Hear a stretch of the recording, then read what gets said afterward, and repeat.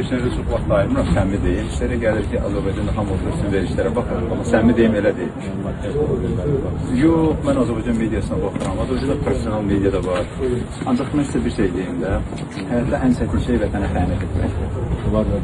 Əlbəttə, göz çəkində mən sizə deyirəm ki, həyatda ən bir çətin şey vətənə xəyanət etməkdir, dövlətinə xəyanət etməkdir. Mən o stasda yaşayan insanlara səmimi deyirəm, ən yazığı gəlir, düzdür, Allahın yazığı gəlsin, amma bunu mən bir bədbəxtlik sayıram. Vətən sizə alışmaq deməkdir və məsələn o Qarabağdakı separatistləri təşviq edəndə siz vətənin anlaşılmırdı. Yenə deyirəm, mənim haqqımda nə deyildiyindən sonra 5 qat artıqını deyil, ayıq edirəm sizə. Tönqül edin, 5 qat artıqını deyil, 10 qat artıqını deyil, bizə deyirlər, mən heç iynəmə deyil. Amma belə deyil, mən də sizə müəyyən dərəcədə sizin mövcud durumunuzu bir qədər halım azıyır.